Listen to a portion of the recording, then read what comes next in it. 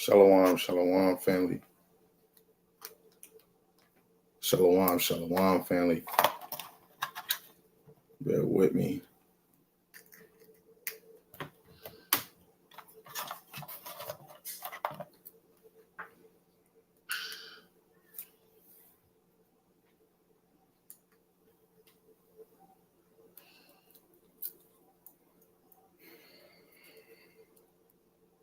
Oh, well, y'all can hear me. Wait, I gotta fix this. Can you hear me? Can you hear me? Can you hear me? Can you hear me? 1, 2, 3. 1, 2, 3. Probably gotta put this right here. 1, 2, 3. 1, 2, 3. For some reason, it's still not. I'm gonna check on Facebook real quick, y'all, before we start.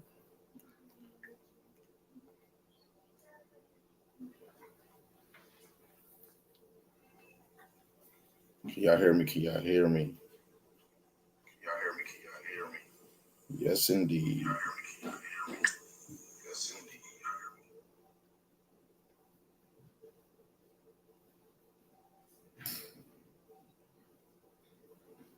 So shalom, shalom.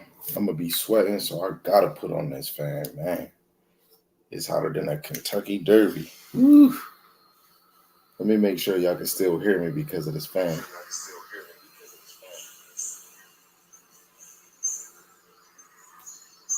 Yeah, y'all can still hear me. I'll just talk louder. Just know it's the fan, y'all. It's just the fan. It's just the fan. Right? So shalom, shalom. All praise to the Most High Yahweh Shem Shai. This lesson is inspired by a brother that asked me a question. And then, later on, he wanted me to do a video on it. That's what this ministry is about. True believers are going to ask questions from what I know. Brothers that want to stick in this, brothers that's going to let go of the world. True believers are going to upgrade, right? They're going to constantly want to do better, right? They're going to constantly try to receive the message that's in the scriptures from the sincere milk, the parables, the dark sayings, and the prophecies. You can't say you're fully in the truth if you're not getting the understanding of the parables, dark sayings, and the prophecies, right? Just because you know the law, that is not the end of the ministry. Yahweh Shai comes in a whole volume of the book. The Most High comes in a whole volume of the book, right? He gave you the final copy. If you are in this truth, which Lord willing, I'm gonna bring out one verse that I'm dealing with on that. But first and foremost, before we start, I want to give our praises to the Most High, Yahweh, Ba'ashem Yahushai, Ba'ashem Rakakwadash, Yahweh being the Most High God, and Yahweh Shai is who the world and he calls Jesus the Christ, right? And I want to give double honors to the apostles and the elders of Great Millstone who been ruling well through the Spirit, teaching His word and believing His word, starting from Elder Tahar on down, right? Constantly putting their foot to the plow, and for the hopeful elect scattered four corners of the earth, in congregations and out congregations, and in America, that's teaching His word and believing His word. Lord willing, at that time, the Lord will allow us all to sing the same song. And for the sisters and the wives that's in this thing, Lord willing, the Most High continue to have it on your spirit to endure. Lord willing, you continue to be believers of this word. And Lord willing, the Most High have mercy on the other brothers and sisters that is not in the faith, right? I can't make not one person strive in His truth, right? All I'm here is to teach, to usher in the hopeful elect and usher in the coming of Hamashiach Yahushua. If you don't care about the word, that's none of my damn business. Actually, it is my business, but who am I, right? So, first and foremost, let me get this this one preset that I wanted to get in 1 Timothy.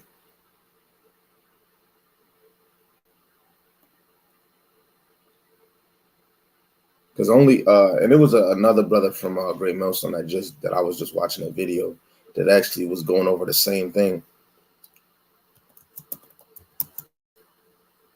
This is 1 Timothy chapter 1, verse 12.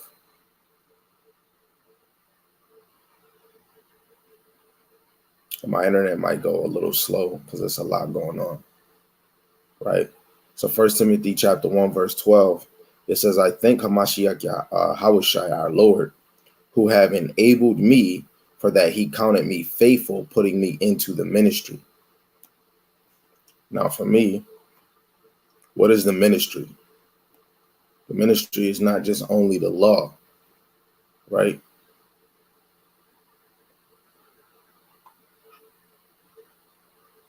Ministry, ministration, ministering, service, ministering of those who execute the commands of others, of those who by the command of the Most High proclaim and promote religion among men, of the office of Moses, of the office of the apostles, and the administration of the office of the prophets, evangelists, and elders, right? So the ministry is about the apostles and the prophets, from Moses all the way to the apostles, Moses all the way to the evangelists, from the Moses all the way to the elders. This is the ministration of the Most High. It's not only the law, right? So I just had to show that. So now what we're going to be going into Mathew, the 13th chapter. Strong's G 3850 parabole. So parable is parabole, which means parable, figure, comparison, proverb. Now, this is really going into a metaphor, right? A comparison of one thing with another, likeness, similitude, an example by which a doctrine or precept is illustrated. And the one that I got highlighted, a parable, an earthly story with a heavenly meaning, right? So what we're going to read is a heavenly meaning, right? And we're going to read a good grip of it, because before we even get into the parable of the tares, before you get the meaning of the tares, before we get into the description of the kingdom, you have to know the sower, right? And you have wicked sowers and you have good sowers, right? And the men of the Lord, that is ordained on this side to actually teach this word, who I believe, it is many men of the Lord through the Spirit, but I believe it's a lot of brothers and the elders and apostles of Great Millstone who are sowing a lot of good seeds, and they're teaching the whole ministry. That's we just went over ministry from Moses all the way to the elders all the way to the apostles, right? Evangelists, right? Prophets, right? The whole ministry is the whole volume of the word of the Most High, right? And let me just get that precept real quick.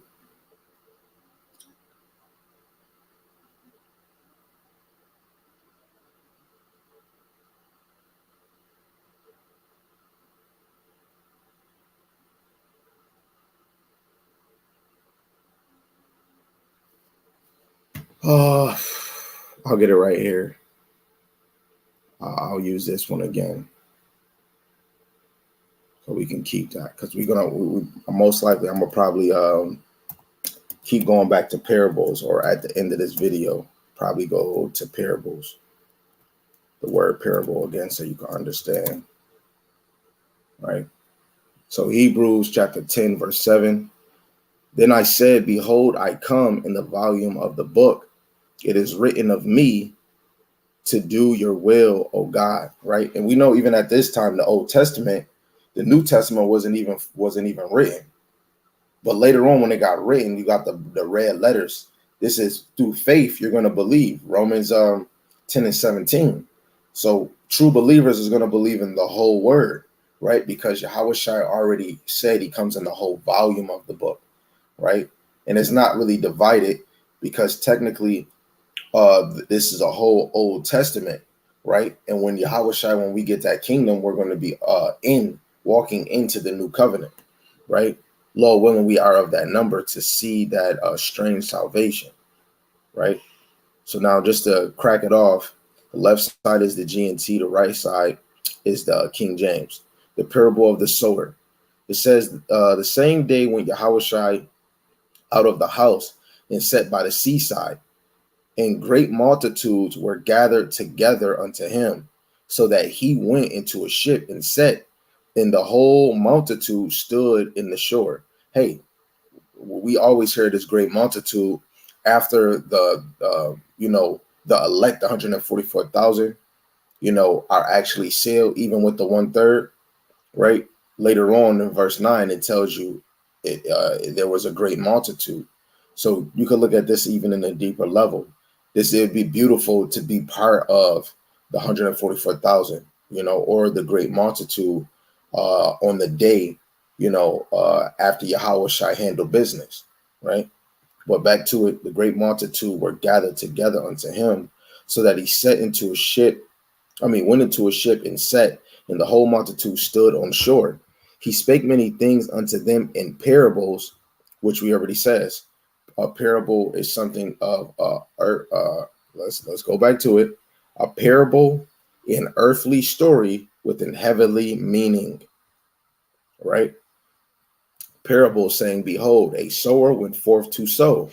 And when he sowed, some seeds fell by the wayside, and the fowls came and devoured them. So it is a lot of our brothers and sisters now that even in this ministry that fall on the wayside of the real understanding, like the real ministry, right? Because you can't just be all captivated to the law and then you don't know the prophecies, because you want to prepare your household in your own temple for what's to come, right? Because what would be the point of a prophecy if you're not preparing yourself, right?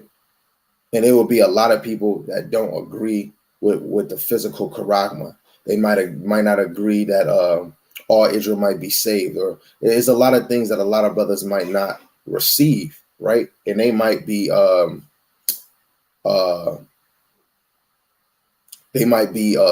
and fell to the wayside, right? And the fowls came and they devoured them, right? Verse 5, it says, and some fell upon stony places where there had not much earth. Forthwith they sprung up, because they had no deepness of earth. And when the sun was up, they were scorched. And because they had no root, they withered away. And who is the root? Right? Yahweh Shem Shai is the root of all things. It says, and some fell among thorns, and the thorns sprung up and choked them. But others fell into good ground and brought forth fruit, some 100-fold, some 6-fold, some 30-fold. Who have ears to hear, let him hear, right? And we all should desire to be the ones that fell on good ground and that bring forth fruit, right? And that even goes into the 10 virgins, that goes into the 10 pounds, right? Because the 10 talents, the Lord gives you something. When he comes back, he want to see that you are occupied in it, that you came with double, right? Everybody is planting seeds, even if you don't see it now, even if you don't see it later, right? Now going into the purpose of the parables, right? Of this earthly story, which is a heavenly message.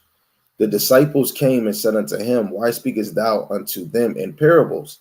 Hey, a lot of us is not going to get it, right?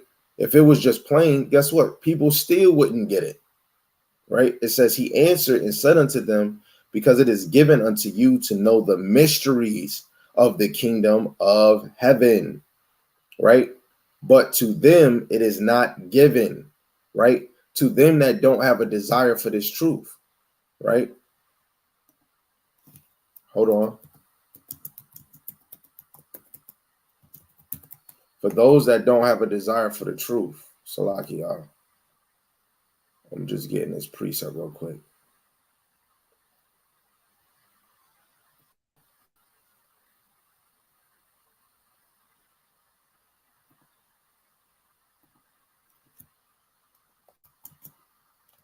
Psalms 37:4. Psalms 37:4. Delight thyself also in Yahweh Shem Shai, and he shall give thee the desires of thy heart, right? And wherever wherever your heart is, that's where your treasure is, right? And we all have to have a desire for the scriptures of the Lord, right? Jeremiah 29:13.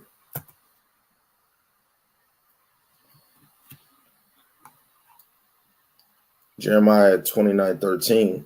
Ye shall seek me and find me when ye shall search for me with all your heart, right? With all our mind, we have to search the Lord. The Lord is the whole volume of the Bible. It's not just only the law. The law is our schoolmaster, right? But what is the spirit and the testimonies of Yahushua?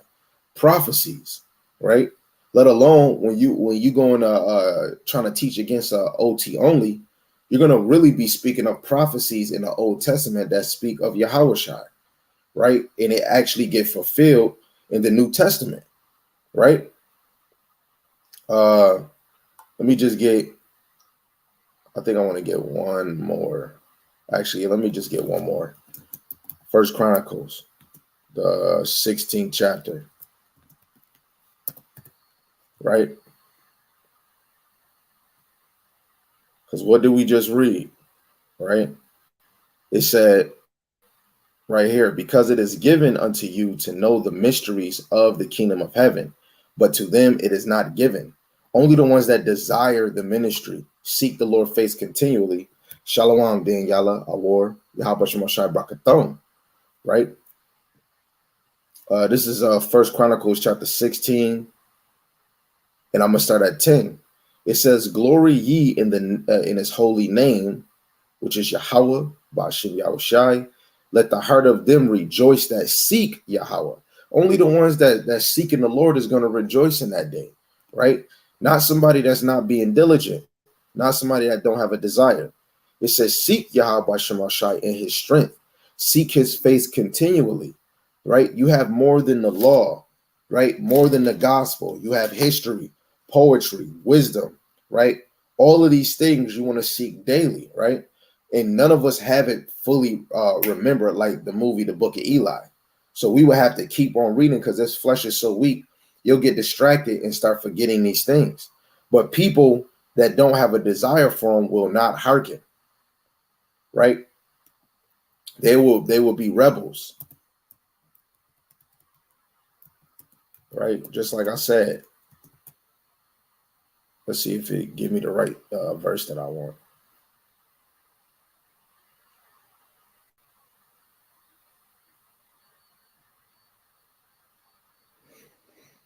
Oh, man.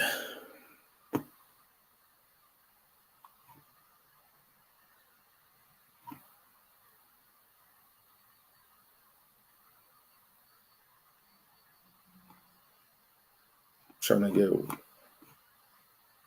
yeah, they're not giving me the one I want. It's okay.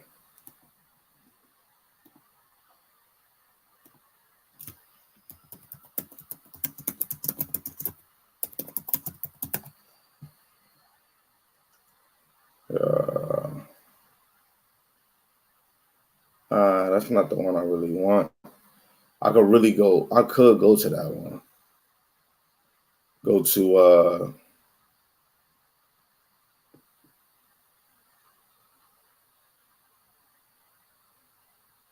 yeah, you could go to Deuteronomy 30 and 10, but I don't really want to go to that one. Right. But if it come back to me, I'll get it, right? But just to stay on the course, right? So, but to them it is not given. So, right, 2/3, you're not going to get this, right? Let alone brothers that's in this, that's so-called in a ministry that could be in different congregations.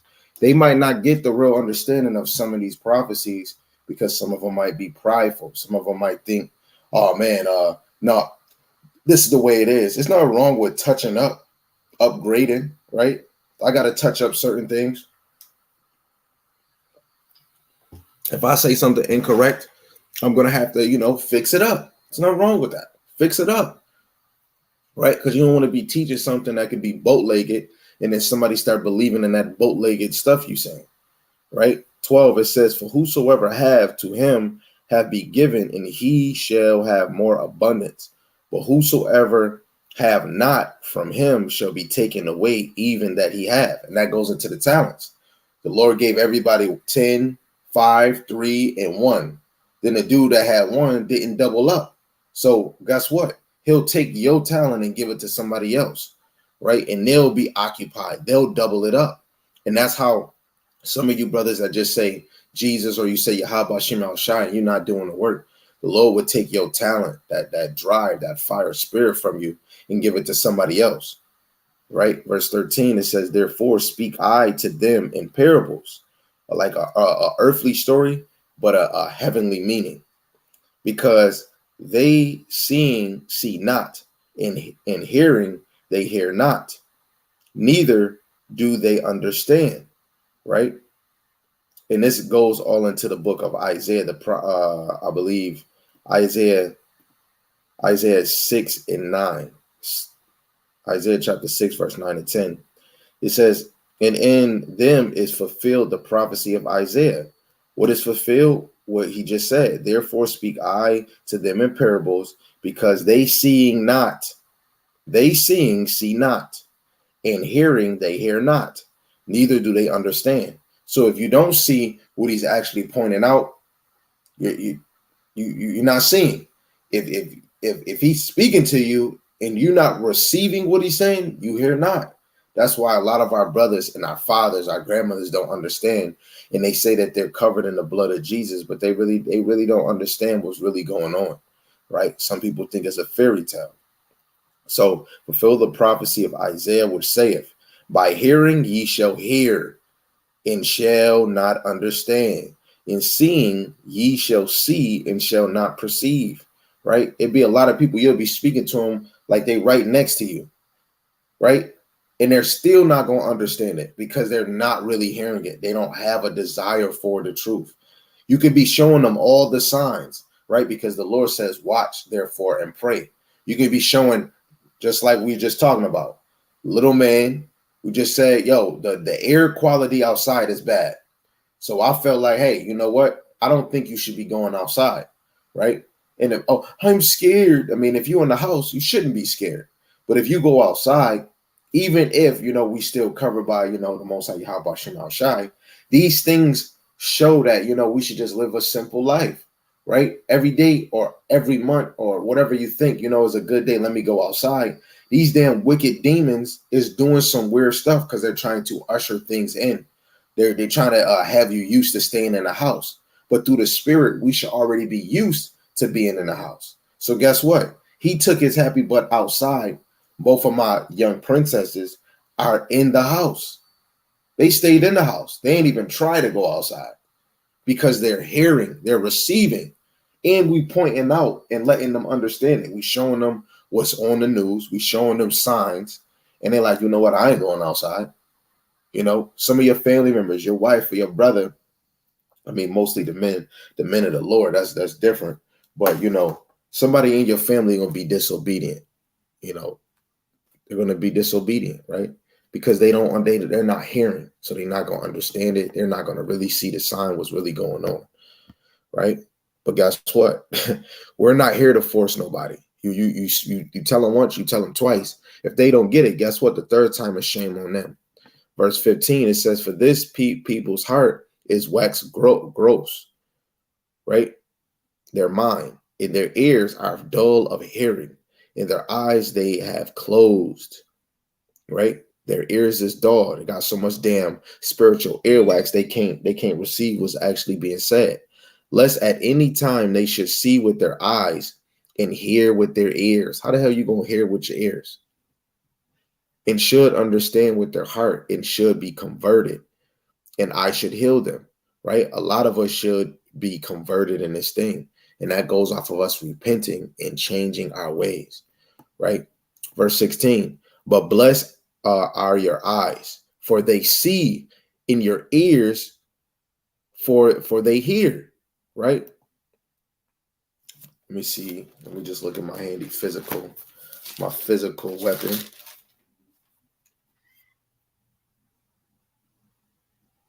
It's 23, 24.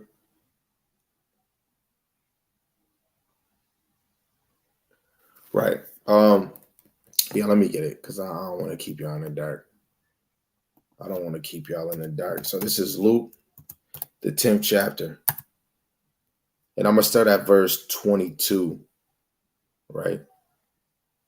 But it really goes into what he said from verse 10 all the way to 21, which was really a precept I mean, was a parable of Yahushua saying he's a good shepherd.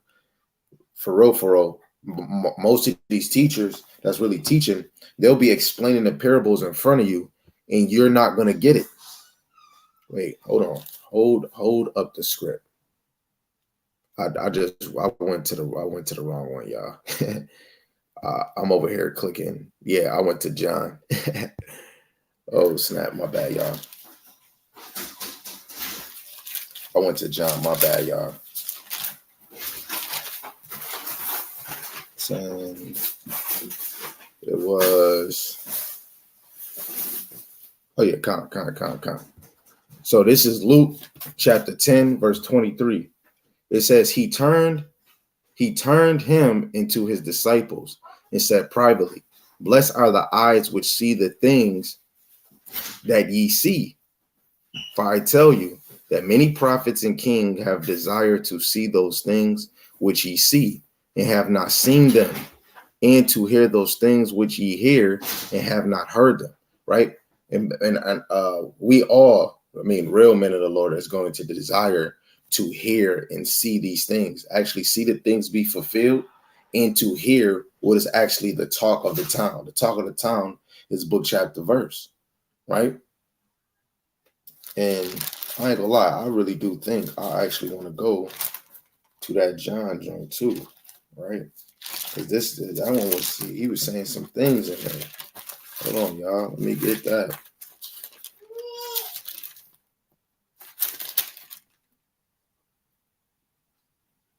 Yeah, I gotta get that. I'm sorry. See, that had to be the spirit for me to wait, hold on, what that going on? That had to be a spirit for me to get that.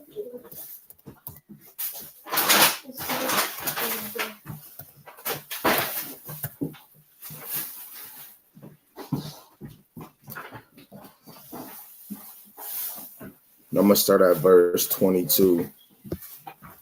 St. John chapter 10, verse 22, and I'm gonna read to 25. It says, and it was at Jerusalem the feast of dedication, because like I said, from verse 1 to 21, it deals with the good shepherd, right? And a lot of people wouldn't even understand who is the good shepherd and what is that going into. So Jerusalem, the feast of dedication, and it was winter, and Yahushua walked in the temple in Solomon's porch. And came the Jews round about him and said unto him, how long doest thou make us to doubt? If thou be Hamashiach, tell us plainly, right? And Yahushua answered them, I told you, ye believe not the works that I do in my Father's name. They bear witness of me, right? So none of us is really going to believe Yahushua is Yahushua. None of us is going to believe that the parable of the tares and the wheat. A lot of us is not going to believe this ministry, right? But he says in Matthew 13:16, but blessed are your eyes, for they see, and your ears, for they hear. For verily I say unto you, that many prophets and righteous men have desired to see those things which ye see, and have not seen them, and hear them those things which ye hear, and have not heard them. Right? So you want to have a desire to hear these things. Then you go, now we add, Yahushua explains the parable of the sower. It says, hear ye therefore the parable of the sower. When anyone heareth the word of the kingdom and understandeth it not, then cometh the wicked one and catcheth away that which was sown in his heart. Right? Right? And this is how it is, man. We're going to say it again. It says, hear ye therefore the parable of the sower. When anyone heareth the word of the kingdom and understandeth it not, then cometh the wicked one and catcheth away which was sown in his heart. And this happens to a lot of men and women. This is he which received seed by the wayside. And a lot of us receive seeds at the wayside where you're trying to plant the message in them and they can't understand it. Right? And then the spirit, the wicked one, right, would be, it can be a Jake, right? Let alone you can have Esau, but it could be a Jake. It can be a wicked spirit, because the wicked one, you got to know, is a righteous seed, a righteous one, and a wicked one. So a wicked one can come and take away the word, right? That's why it says Satan comes immediately, right? And let alone will take away from the word being sown into another person's heart, right? Verse 20, it says, but he that received the seed into stony place, the same is he that heareth the word, and anon with a joy receiveth it, right? Yet have he not root himself, right? So you'll have somebody that's on a stony place that hear the word, right? He's in joy, he's receiving it, but yet he not root himself, but dureth for a while. For when tribulation and persecution ariseth because of the word, by and by he is offended.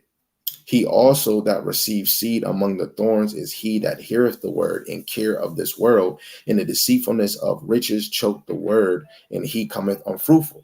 Just like I said about my son going outside and the air is the way it is. And he's going to say, I'm scared to go outside. And he actually went outside, right? And it's a lot where you'll tell somebody something, and then they'll go ahead and do the opposite. Love, if you in the kitchen, put something on your head. Right? You'll sow the seed into somebody. Somebody will know this ministry, 5 precepts, and they'll still just ignore the basics, right? Let alone the hard things you're saying. And this could be in your household, this can be in your congregation, this can be in the nation of Israel. A lot of people through the spirit show that they really don't care now, right? And I wouldn't care, just like the video what the lady said and what the brother said. Real men of the Lord is not going to care about nobody's feelings. They just going to care about teaching the word, right? Yahweh was an all-star man, right? And hey, sometimes this ministry is taught in a rough way, and I might be rough when I'm teaching, but hey, me personally, I desire to be the elect, and shoot, I desire to see the elect get beamed up, even if I don't. This whole ministry is for the elect, and if you're not trying to receive this word, and you trying to do your own thing, you trying to ignore what you're supposed to do as a woman or as a man, it's regulations for women, regulations for men. If you're not preparing yourself, especially when the teacher is teaching, and do those things, man, that's going to be on you, man, right? And guess what? The blood can be off your hands when you tell somebody, hey, put some on your head, or hey, don't, hey, yo, watch the air. Hey, yo, go look at this. And you showing them what's going on. And guess what? They just shrug the shoulder. Then watch how people gonna feel when you shrug the shoulder. You don't even want to talk. You don't want to answer no questions. You know what I'm saying? So we're gonna read that verse one more time. It says, verse 20, it says, but he that receiveth the seed unto stony places, the same is he that heareth the word, and anon with joy receiveth it. Yet have he not root in himself, but dureth for a while. For when tribulation or persecutions ariseth because of the word, by and by he is offended. And some people will be offended of this word, right? Some people are not going to handle the tribulation, the persecutions, and they're going to find a way out. That's why you want to observe your family, because me personally, mostly before, because there's more women that's going to fold, and it is men too, but there's going to be more women that fold in this ministry, right? And every day, make sure you buckle yourself up with as much faith, right? Don't have faith in man, but have faith in Yahweh Shem Yahushai, right?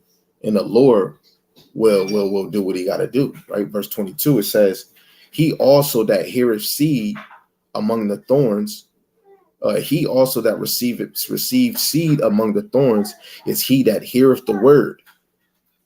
And the care of this world and the deceitfulness of riches choke the word, and he becometh unfruitful.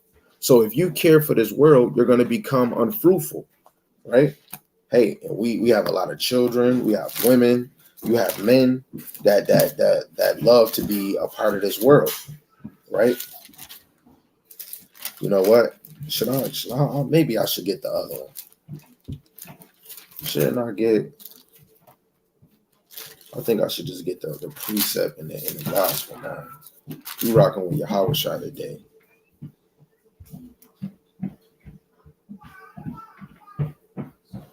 Yeah, let's get that. We're going to get John, the 15th chapter.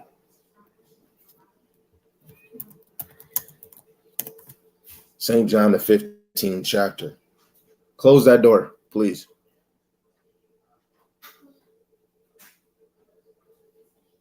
Go. Bye. Bye.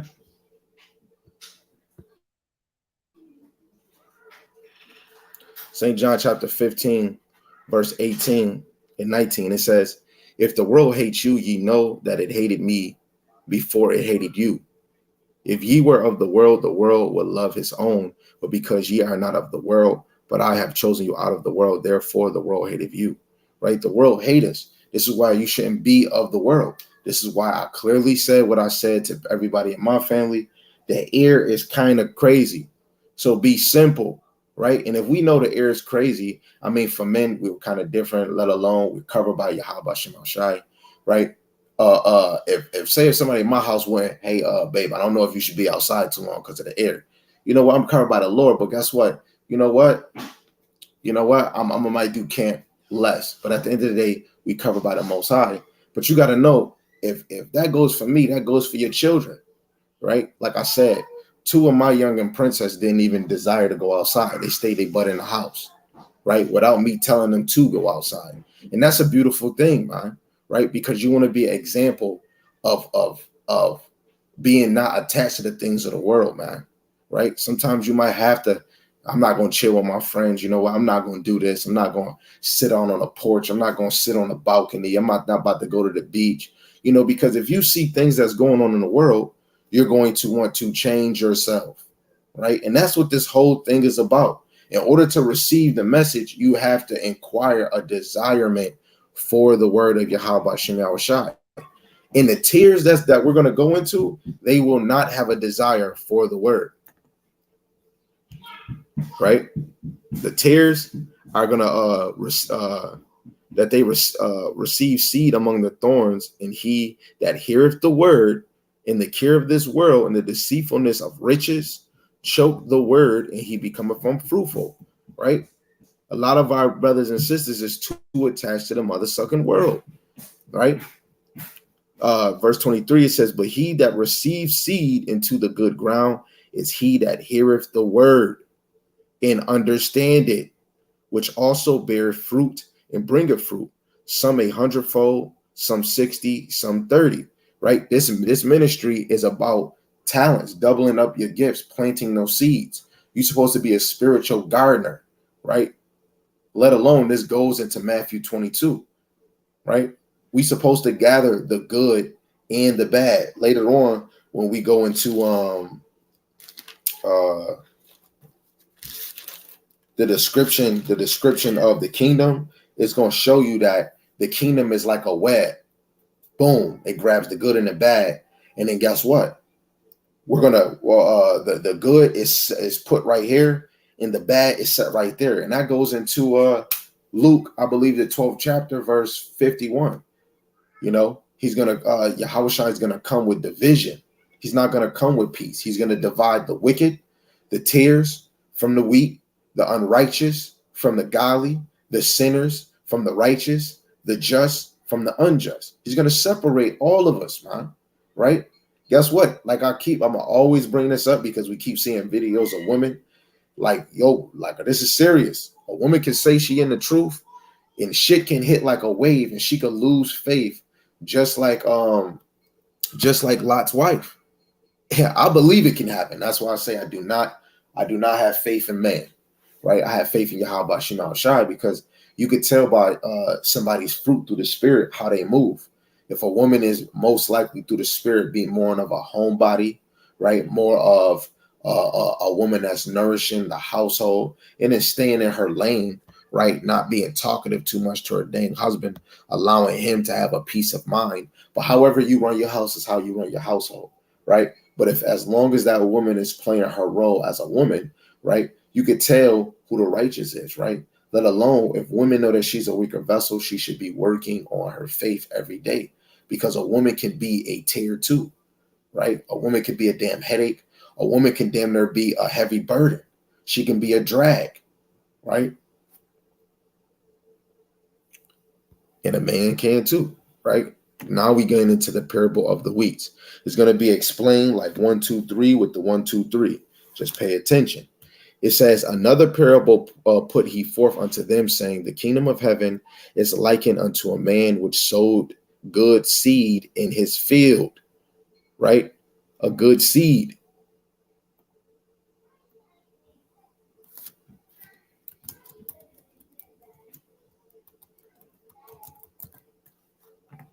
Okay, let's see. Let's go into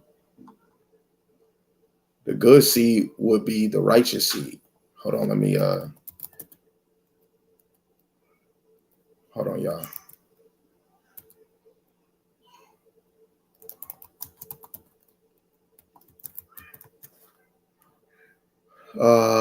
Let me see. Right. Lord willing, I can just get this one precept real quick. If another one come, another one come.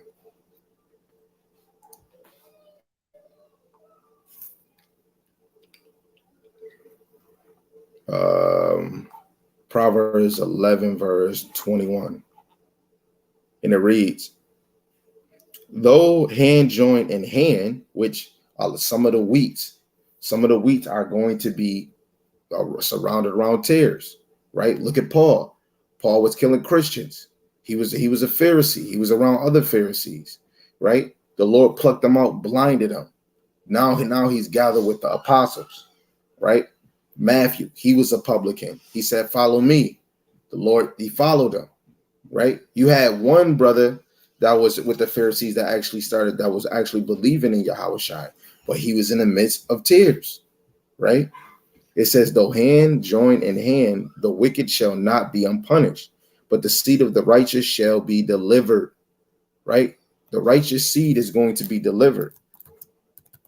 And that's what we're waiting for. We're waiting for that deliverance. Lord willing, we are of that number, right? Lord willing, we are of that number. Psalms 112, verse 2, it says, his seed shall be mighty upon the earth. The generation of the upright shall be blessed. The upright is the righteous. We are a mighty seed, right? Those are mighty men of the Lord. Those are the men of the Lord on the earth now. Wealth and riches shall be in his house, and his righteousness endure forever, right? That's what we want to endure. It's not about multiple wives. It's not about these damn superpowers. It's not about the Leviathan. It's about that righteousness, right? So let us get that glory, man, right? Let's go through the trials and tribulations. Let's upgrade. Let's be converted. Let's be new again, right? Because then we'll get the wealth and the riches that no world has ever seen.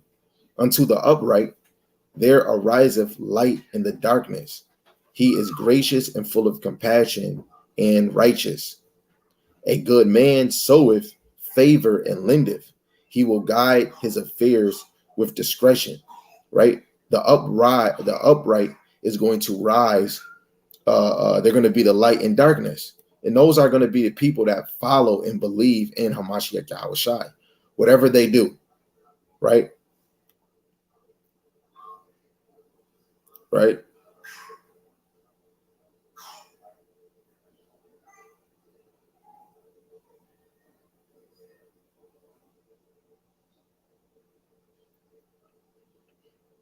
This is 1 John chapter 3, verse 7. Little children, let no man deceive you. He that doeth righteousness is righteous, even as he is righteous, right? It's all of us doing the work of Yahweh Bashem Yahushai that really matters, man. And upgrading. What she say? Let me upgrade you. You have to upgrade your ministry, right? Make sure you teaching the whole truth and nothing but the truth. And then you might have some dents.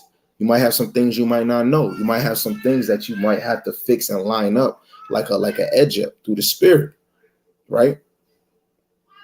Verse 25 in Mathew, the 13th chapter, it says, but while men slept, his enemies came and sowed tares among the wheat, right? And his enemies would be the so-called Testu monkey Edomites, let alone we have enemies in the nation of Israel, right?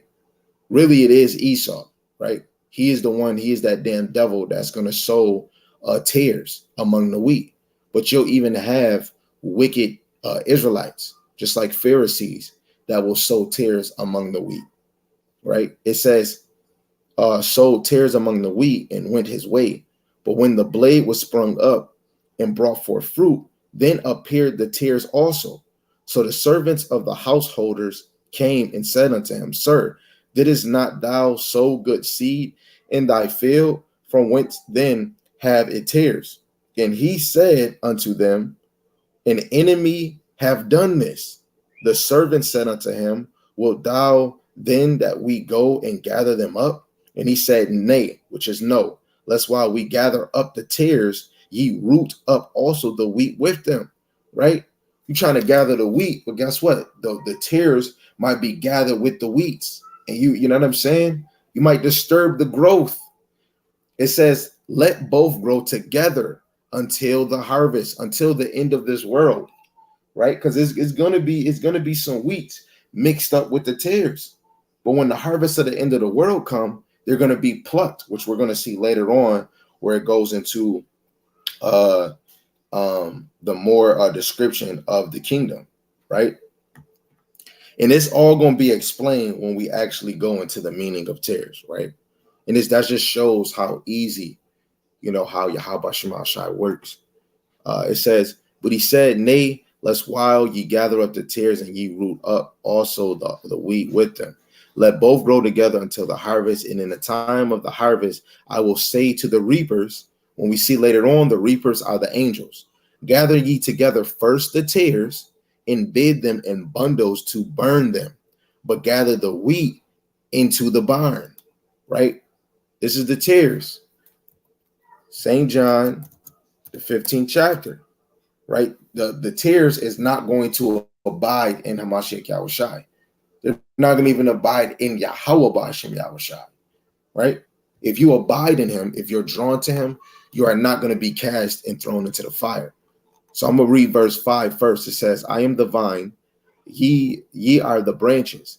He that abideth in me and I in him, the same bringeth forth much fruit. For without me, ye can do nothing, right? You can't do nothing. You can't even exceed. You can't endure, right? You can't even increase in this thing. You can't even be more humble without Hamashiach Yahushai in your life, right? He's the complete understanding of being humble. He's the complete understanding of yielding to authority, right? It says, if a man abide not in me, he is cast forth as a branch and is withered, and men gather them and cast them into the fire, and they are burned, right? And that, the 2/3 are going to go bye-bye. I'm telling you, I'm gonna say this every time I teach or bring it out. I am not praying.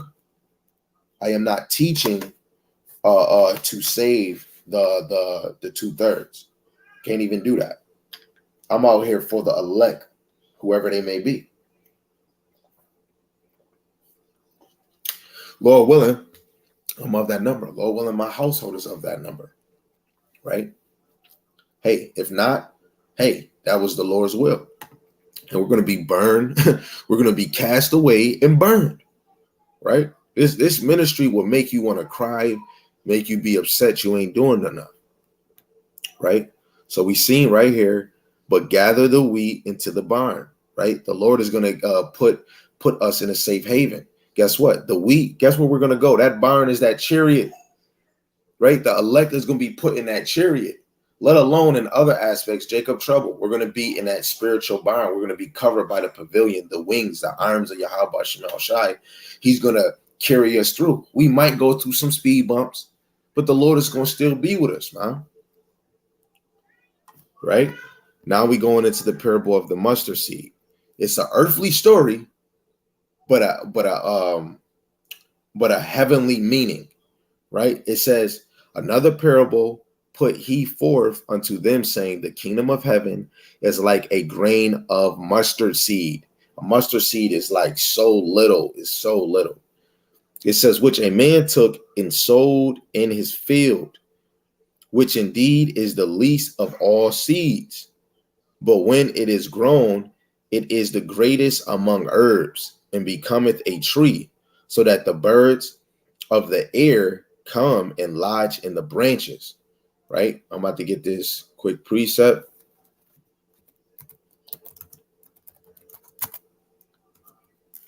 It's kind of hard to put it on this screen because it loads very, very, very, very, very slow. So you seen we were just talking about a mustard seed, right? So we're going to go to Matthew, the 17th chapter. And it's just going to clear it up. It's going to clear it up. All right. A mustard seed is very, very little. Very, very, very, very little. Let me see if I can get this picture for y'all. If my computer don't act funny. Let me see. Hold on 1 second. It's loading right now.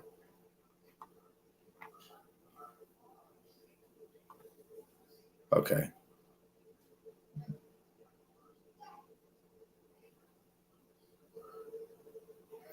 Dang. I'm trying to get the.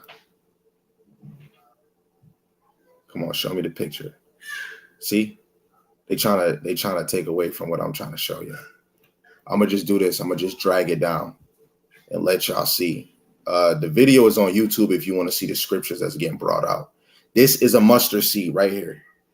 A mustard seed is very, very little, right? So this is the parable about the mustard seed, right? So that's a mustard seed. That shows you how your faith gotta be. That little thing, you gotta have faith like a mustard seed. And it says it grow. That mustard seed grow. We're gonna read that again, and then we're gonna go to this precept. The parable of the mustard seed. It said another parable put he forth. A parable means a earthly story, but a heavenly meaning.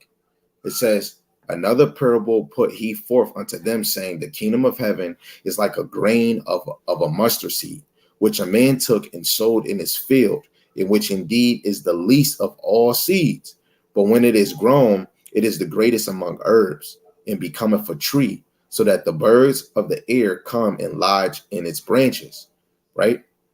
And we are the branches that's supposed to be lodging in the vine. The vine is Yahushua, who the world calls Jesus Christ.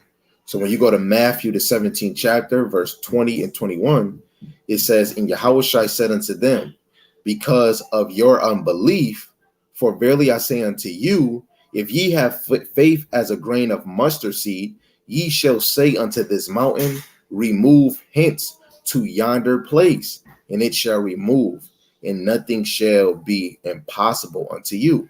Howbeit, this kind goeth not out, but by prayer and fasting. So by prayer and fasting, right?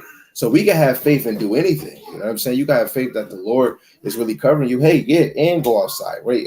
I have faith that my family is going to be covered. But first, while you having faith, you have to understand Yahushua is an Israelite.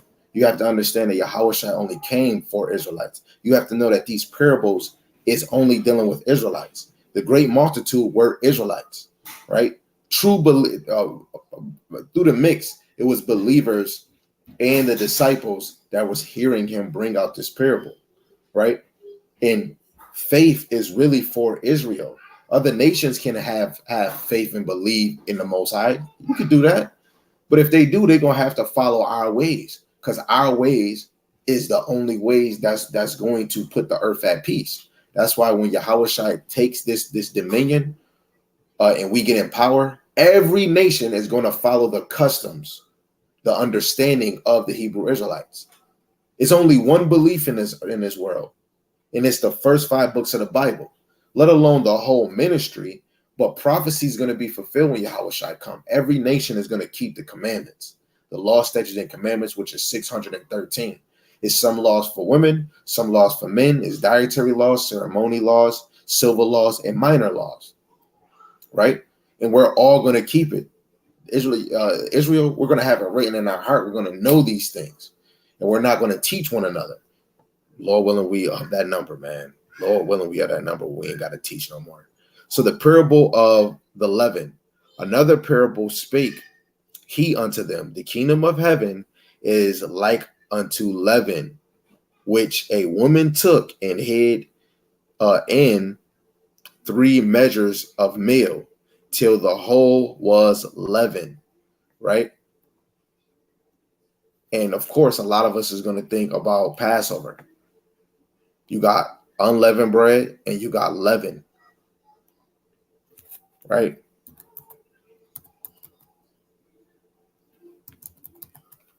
right? You got the one in Corinthians.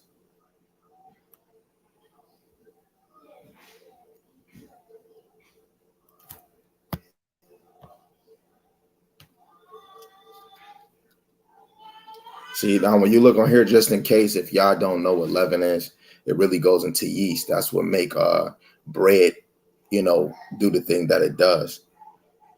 It says Yahushua took them still together. No, Salaki. Yahushua told them still another parable. The kingdom of heaven is like this: a woman takes some yeast and mixes it with a bushel of flour until the whole batch of dough riseth. Right?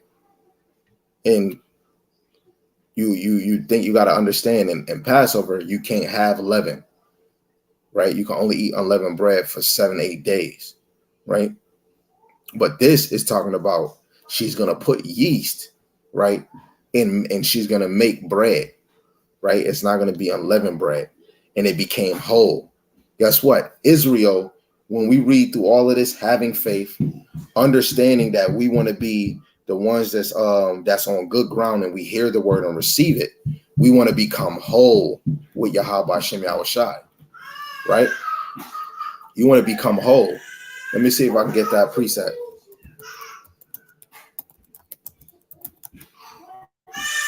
Sorry, y'all, my daughter crying. Sorry. I know y'all probably can't hear that.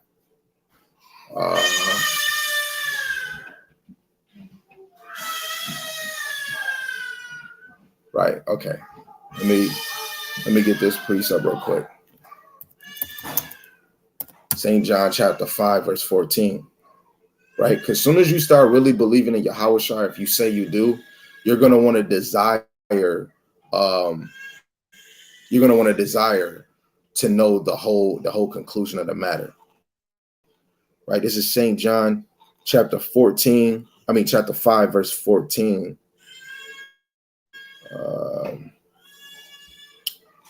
Because this part right here goes into when Yahushua heals, but Bethesda. But I'm gonna just go to the actual point that I actually wanted to go to. So verse 14, it says, afterward Yahushua findeth him in the temple and said unto him, behold, thou art made whole. Sin no more, lest a worse thing come unto thee. Right? We want to be made whole, right? And the only way we can be made whole, and it's another one dealing with the physician, right? Anybody that is a sinner, the sick, the weak, the poor in spirit, right? We need a physician. The righteous, the ones that's fully in the ministry, you can't say you're in the ministry. We already read the ministry pertains. Let's actually go to that.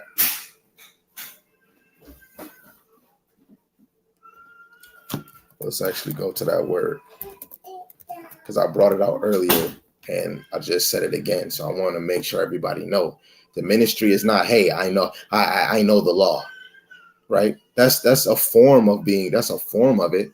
But Yahushua comes in the whole volume of the Bible. That's plain upon baby tables, right? And a lot of men is teaching the whole word of the ministry. Let's see if this is going to give me what I actually need.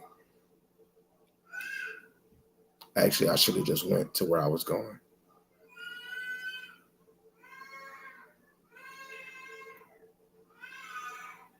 So like y'all, okay, Lord willing, this is the same one. No, that might not be the same one. So I'm gonna just go to the first precept I brought out. 1 Timothy chapter 1, verse 12. You got to know the whole ministry is the whole conclusion of the Bible. It's not one part, it's the whole thing. So I'm going to read this verse, 1 Timothy 1 and 12. And I thank Hamashiach Yahushua, our Lord, who have enabled me, for that he counted me faithful, putting me into the ministry. So he's seen your faith. Your faith could have been like a mustard seed, right? So let's see what ministry means. See, ministry is not the same as what it was in Numbers. It was going into something else, right? and that was that's in the books of Moses. Ministry, ministration, ministering, miscellaneous, right? It says service, ministering, especially of those who execute the commands of others, of those who by the command of the Most High proclaim and promote religion among men, of the office of Moses, of the office of the apostles in administration, of the office of prophets, evangelists, and elders. That is the ministry. The ministry is the office of Moses, the apostles, the its ministration, the prophets, the evangelists, and the elders. So it's not just one part. Con, I don't know who this is. It just said YouTuber. And the person said, repent sincerely and change your heart, for the Lord is coming. Yeah, that's definitely a fact. Yeah. If you're saying, that person is writing that for everybody. Me, you, your mama, your great-great-grandmother.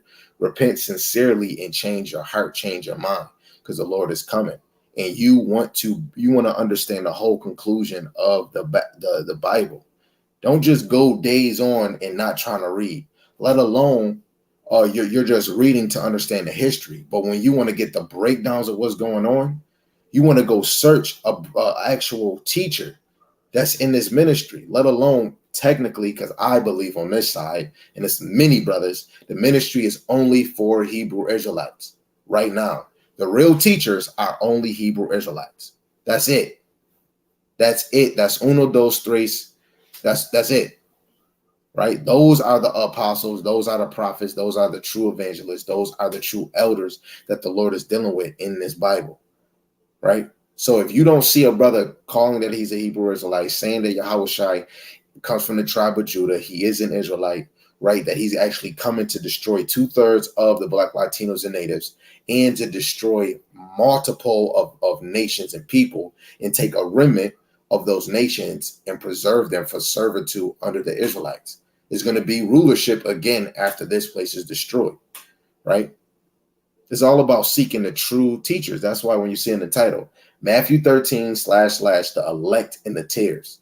The elect would be the weeds, right? And the elect technically is the disciples. They're symbolic to the disciples. 12 disciples, that 12 number is a spiritual number, right? And don't just take it as a literal 12. That's just going to all go into the 144,000, right? The elect is accumulated out of the 144,000, but the 144,000 is the government under the 12 apostles, right? And the elect would be the real teachers that's teaching the song of Moses and the song of the Lamb, right? So, you want to become whole. Now, Jesus used a parable. We're about to get into explaining the tares, but let's just read verse 34. It says, all these things spake Yahushua unto the multitude in parables, and without a parable spake he not unto them, right? Because this is an earthly story, but it has a heavenly meaning. It says that it might be fulfilled, which was spoken by the prophet, saying, I will open my mouth in parables, and I will utter things which have been kept secret from the foundations of the world, right? This is a kept secret. This is a parable, right? Right? And you got dark sayings, right? These are secrets, and they have to be revealed. If everybody just think everybody can be saved and all of that, every nation is going to get the kingdom, guess what? That's not a secret. That's not a secret. A secret is to really know the Lord is only dealing with a specific nation. Right? I'm telling you, the Yahushua is an all-stern man. He didn't pity everybody, right? He was a man. Isaiah 58 is a lot of times Yahushua was referencing Isaiah, represents Elijah. They didn't have the New Testament. They were speaking and living what he's saying in the New Testament for later on, for us to be able in this time. Right now, we're in the times of the wheat and the tares. Right now, this is the end time. So we're in the time of the wheat and tares. The brother, I ain't gonna lie, I'm not good with Hebrew names, but I know that what this brother about to bring out is totally fire. This is Yahweh. What Yahwathan Bakwar. Bakwar. I like that. 144K. Salaki King, if I got it wrong. But Mark chapter 4, verse 11. And he said unto them, unto you it is given to know the mystery of the kingdom of the Most High.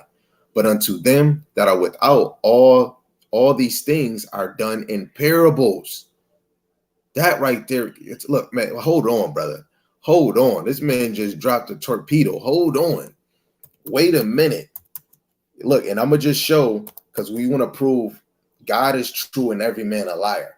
We're going to go again to see what parable means, right? And we're going to read this brother's verse again, right? We're going to read his verse again. Let me just click this. Let's go to the word and meaning of parables, right? Parables, a lot of brothers is not going to know what parables is. A lot of brothers is not, the Lord is not going to give every brother the understanding of parables. I'm sorry. If you butt hurt, you butt hurt. You know what I'm saying? And what he says, Mark 4 and 11, and he said unto them, unto you it is given to know the mystery of the kingdom of the Most High. But unto them that are without, all these things are done in parables, right? And a lot of people are not going to get the mystery. Right? It goes into figure, a comparison, a proverb. Now, it's really a metaphor, right? And then he wrote it, he put it in the NLT, right? A parable, a comparing comparison of one thing with another, likeness, similitude, an example by which a doctrine or precept is illustrated. This is the main point. A parable, an earthly story with a heavenly meaning. Right? So these things are heavenly meanings. So Mark 4 and 11 in the NLT, the New Living Translation, it says, he replied, you are permitted to understand the secret of the kingdom of the Most High, but I will use parables for everything I say to outsiders. Who is the outsiders? 2/3 and these other wicked nations, man. Especially Esau, all these other nations is not going to understand the secret in the ministry of the Most High. That's why it says in Wisdom of Solomon, the 5th chapter, verse 2, they were astonished, amazed at the strangeness of his salvation. One body Yahushua, I think chariots, the vehicles of the Lord, is not real. I even labor with a brother that said the chariots were real alien ships. Aliens are real. Guess what? Aliens mean foreigners. A lot of people are not going to understand the secret. That's why everybody should not want to be a teacher. Everybody should not just, let me hurry up and teach. You don't even know the deeper things. You damn sure don't even know the easy things. A lot of brothers just run into the gospel and don't even know the history. Don't even know who the major or minor prophets is. That's when you really shut up, right? It's good to the Lord for you to be fast to listen and slow to speak. And this parable will go over people's head. And they think, I am a wheat. Are you doing it? Are you constantly hearing the word? No, I don't hear the word, but I believe in Jesus. Hey, that's good that you do, right? But he says, watch therefore. What is you watching for? I don't watch the news. I just live my life and be nice to people. The Lord don't say that, man. You know what I'm saying? It was hard for a rich man to have everything. He told him, give up everything and give it to the poor. A lot of us are so held up tight with a damn bag. You wouldn't be ready to give it up. I'm telling you, man. Yeah, y'all gonna know real soon, man. They say the men of the Lord is crazy. Hell yeah, we is. We fools for the Lord. The Lord created teachings. He created preaching. The preaching was foolish to the Lord just to save us, to bring us back to the fold. But now let's get into a point. This is going into Yahushua explains the parable of the wheat. This is from 36 to 43. It says, Yahushua sent the multitude away and went into the house. The water came, the water for the precept and the New Living Translation too. Then Yahushua sent the multitude away and went into the house. And his disciples came unto him, saying, declare unto us the parable of the tares of the field. So they wanted him, man, give us the understanding of what you're speaking, right? And guess what? And we got to be thankful for who the Lord allowed to be the real teachers in today's time, right? And Lord willing, anybody that's watching, y'all watching those men. You know what I'm saying? It says, he answered and said unto them, He that soweth the good seed is the Son of Man, right? The Son of Man is the one. It's already predestined. The elect is going to be on this side, ushering in the coming of Hamashiach Yahushua, right? The elect is going to usher in the elect. We're going to be teaching until they get sealed. Soon as we can't teach no more, that shows that they've been sealed. Soon as we can't teach no more. Soon as we can't teach no more. That's when you'll know the elect has been sealed. You want to know what? I got a quick video. That's when you know. That's when you know the elect have been sealed. When we ain't teaching no more. Set in the heavens before or the earth. It's a cutoff point that the Lord set in the heavens before the foundation of the earth when it was created. There is a cutoff point when it was created. Where he's going to stop talking to us. Where he's going to stop talking to us. He gonna get busy to the worst time in history. Jacob's trouble. Some things gotta happen for them to move that way. Some things gotta happen for them to move that way. They know what time it is, man. They moving and we moving, man. They ain't stopping. We ain't gonna stop. We moving. We gonna see who gonna win at the end. It ain't gonna be them. We gonna see who gonna win at the end. It ain't gonna be them. What they say, for the seals and the power gets the seal of their forehead. Don't power, so the wind don't touch the earth. So the wind don't touch the earth. Then the Lord gonna let that wind touch the earth. And that's when we done talking. And that's when we done talking. So don't be like, that's when we done talking.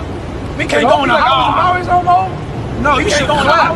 That is a sign. No, you should clap. That's called a sign. Don't skip the prophecy now. That's called prophecy. We ain't supposed to be talking, but you want to talk now? I don't. We ain't supposed to be talking, but you want to talk. Come on now. I don't. I'm rule. Absolutely. Come on now. I'm rule. Absolutely. I want the crown. Man, you don't want to skip prophecies, man. You skip prophecies, you're gonna miss your ride. Right? Now, verse 37, Salaki. It says, he answered and said unto them, he that soweth the good seed is the Son of Man. The field is the world. Right? He's explaining what we already read from verse 24 to 30, let alone what we read from verse 13 all the way to 23. The field is the world, and the good seed are the children of the kingdom. Right? The field is the world, the good seed are the children of the kingdom, the elect. But the tares are the children of the wicked one, the wicked seed. Just like you got Cain and Abel. Some of y'all might not get it. Cain is the wicked seed, and Abel was the righteous seed. But you got to know the righteous seed, the bloodline all the way flew, and then through the children of Israel, the 12 tribes came into play. But the righteous seed always been here, right? The wicked seed always been here, right? The brother said, let's see what the brother said. He said, like you said, even Yahushua read the books of the prophets every day. I'm gonna leave that on the screen for y'all, man. Right? He read the books of the prophets, right? He was walking in the law, but he knew it was something else. Guess what? It's going to be other teachers after me, and they're going to be mastering the law. They're going to be breaking this down, but they're going to be getting into my parables. They're going to be doing all of this. That's why when you get into the gospel, when you get into the letters of Paul, they teaching different. They're teaching the same thing, but they're not teaching like Moses, because that was already established. They just got to reference it and then go on a deeper level, because this ministry is all deep. It's not simple. This ministry is not for the weak. We're going to leave that right there, because I might even bring that out again, right? So what did he say? The field is the world, and the good seed are the children of the kingdom, but the tares are the children of the wicked. The enemy that sowed them is the devil, right? Before we keep going, you have to know it is enemies in Israel, but who is the devil today? The nation of Idumea, the damn so-called Edomites. But you have to know, devil just means deceiver, liar, and manipulator. So the enemy still can be an Israelite too, because look at the Pharisees. And if the Pharisees have children, they're going to be teaching their children Shabbat Dabba Ding Dong. Then their children are going to be teaching Shabbat Dabba Ding Dong. And then it's going to keep on going and keep on going. And they're going to keep sowing enemies. That's why it's going to be tares around the wheat. But you have to know Esau is always sowing these wicked seeds, right? It says the harvest is the end of the world, and the reapers are the angels. As therefore the tares are gathered and burned in the fire, which we just read in St. John 15:6, so shall it be in the end of this world.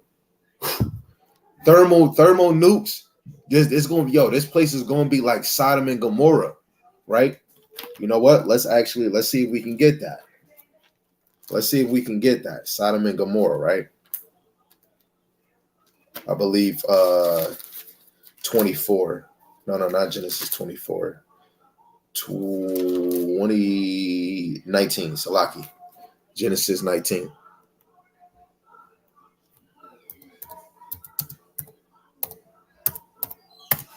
Genesis 19. This is a prophecy, right? The tears are going to burn. You know how like Usher said, let it burn. That is over. It's finito. Luigi, right? We're going to go straight to the point. We ain't going to read. You could read the whole chapter. You got from verse 1 to 2, it goes into Lot entertains to angel. Then from verse 4 to 11, it goes into the vicious Sodomites striking with blindness because they wanted to have sex with the angels. And then verse 12 to 23 deals with Lot is sent to the mountains for safety. Then verse 24 to 25 goes into Sodom and Gomorrah being destroyed. And then 26 to 29 shows Lot's wife turning into a pillar of salt. So we just going to go to verse 24, right? Right. I'll read 23. It says, the sun, this is Genesis 19:23. The sun was risen upon the earth when Lot entered unto Zar. When Yahweh Shemashai rained upon Sodom and upon Gomorrah, brimstone and fire from Yahweh Shemashai out of heaven. And he overthrew those cities in all the plain and all the inhabitants of the cities. The inhabitants is the people, let alone animals in that place, that which grew upon the ground. But his wife looked back from behind him, and she became a pillar of salt. So America is going to, the same thing is going to happen to this place. The cities are going to be overthrown. The plain or whatever is going to be destroyed, in all the inhabitants of this city. People, children's babies, nations, and animals. If the animals don't get out of the zoo and make it, I highly doubt, Esau is going to, or anybody's going to put these animals in a plane and take them. So all inhabitants are going to be destroyed, right? And that brimstone is going to come out from heaven. But when you go into Wisdom of Solomon, the 5th chapter, you'll see that these damn arrows, they're going to descend from the clouds, because that's what missiles do. They go up and they come down. Man, it's going to be the best sight, right? Where we at? I'm gonna read what the brother's precept is, right? So we're at verse 41. We have verse 41. The brother dropping some heat right now, right? This is Mathew 24:37. It says, but as the days of Noah were, so shall also the coming of the Son of Man be, right? 28. It says, for as in the days that were before the flood, they were eating and drinking and marrying and giving in marriage until the day that Noah entered into the ark and knew not until the flood came and took them all away. So shall also the coming of the Son of Man, right? Anybody that's left behind, like, the movie Left Behind, I'm just using this as just that word. Anybody that's left while the elect is beamed up, it's over. It's finito. You might even say, I shoulda, coulda listened to them brothers, right? When these prophecies actually get revealed, a lot of people gonna be like, man, I was in the midst of a prophet. It's gonna hurt you. It's going to hurt you that you was ignoring these brothers for so long and you thought these niggas was bugged out. Anybody that's not listening to the men of the Lord, if you're not trying to dabble into prophecies, understand those things, you're hurt, let alone you don't even love yourself, right? Beautiful, beautiful precept. That brother went to it before I even thought about it, right? So now in verse 41, Matthew 13, it says, the voice of the man shall send forth his angels, and they shall gather out of his kingdom all things that offend, and them which do iniquity, be the wicked, and shall cast them into the furnace of fire. There shall be wailing and gashing of the teeth. Niggas ain't gonna know what to do. Right? It says, then shall the righteous shine forth as the sun in the kingdom of their Father. Who have ears to hear, let them hear. They're gonna what did Rihanna shine bright like a diamond? All them diamonds you wear, some Jews that I wear, we gonna shine way better than that. That is what you want to desire. If you're not desiring that, and you talking about everybody coming together, Israel been through too much. And people don't get it. When you watch a movie, you be like, who's your favorite character? Oh, my favorite character is the main character. So people read the Bible and think everybody is the main character. No, it's only Israel. The chosen bloodline is the major character, just like Ghost and Tommy. And it's crazy as Ghost and Tommy, right? Because Esau is a main character too. He's a major character out of all the other nations, because he came out of the same belly, out of the same McNuggets that Jacob came out of. Those are the two major characters, and everybody else is just characters in their own stature. But the main characters is the Israelites and the Edomites and their descendants, right? So whoever have an ear, let him hear. Now we're getting into Salaki. Now we're getting into the hidden treasure, right? Verse 44, it says, again, the kingdom of heaven is like unto treasure hid in a field, right? We are hid in the field. What is the field? We just read it. Lord willing, you paying attention. The field, let's get it, verse 38. The field is the world. The good seed are the children of the kingdom, but the tares are the children of the wicked. It said again, the kingdom of heaven is like unto treasure hid in a field. If we're going to shine, what did he say? He said the righteous shine forth as the sun. Those are the treasure. The wicked is not the treasure. The righteous is the treasure, right? This is why you could be around your family members, your aunts and your uncles, and it could be a glow over you. It could be a shine. You could just be, you just look different. You like the black sheep, right? We're going to shine different. It says, the which, when a man hath found, he hideth, and for joy thereof goeth and selleth all that he hath, and buyeth that field, right? Verse 45, again, the kingdom of heaven is like unto a merchant man seeking goodly pearls, right? Yahushua is looking for goodly pearls, right? Which is the good seed, the ones that's connected, that our branch is connected to the vine. Who, when he had found one pearl of great price, went and sold all that he had and bought it. Now this is where we at right here. I think this is where I'm going into, right? It says again, the kingdom of heaven is like unto a net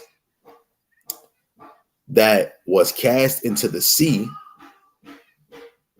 and gather of every kind, which when you go in Matthew 22, the every kind is the good and the bad, which when it was full, they drew to shore and sat down and gathered the good into vessels, but cast the bad away. So shall it be at the end of the world. The angels shall come forth and sever the wicked from among the just, the righteous, and shall cast them into the furnace of fire, and there shall be wailing and gashing of teeth.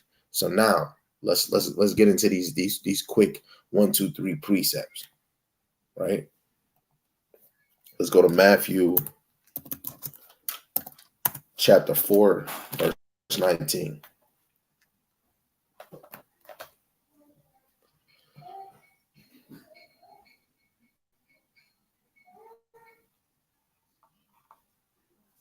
Matthew 4:19, it says, and he saith unto them, follow me, and I will make you fishers of men. And this is what we're doing. This is what the mighty men, the elect men, that were appointed to be teachers and feed the flock, just like Peter, just like the other apostles, the prophets, the evangelists, the ministration of Yahweh Shema Shai on this side. They are fishers of men, right? We're just gonna just slide right through them real quick.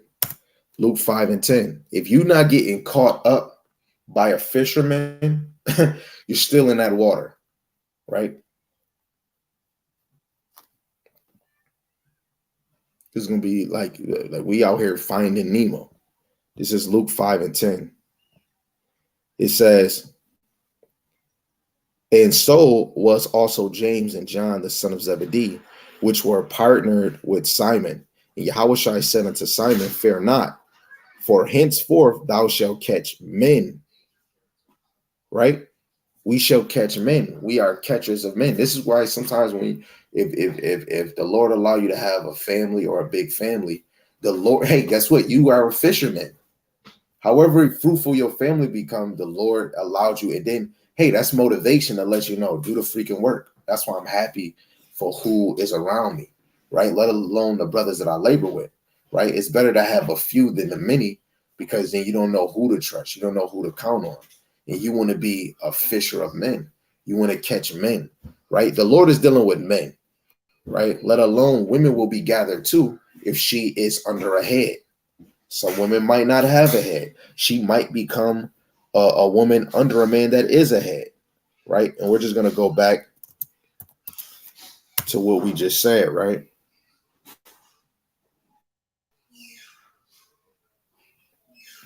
We already explained that, right? So we can go to Matthew, Salaki. We can go to Matthew 22, right? Because you understand Yahushua, the good seed, and the wicked one is the wicked seed. Yahushua is the one that sows the good seed. And when he sows the good seed are going to be fishers of men. We're going to be a reflection of the one that caught us, right? So Matthew 22, verse 9 and 10.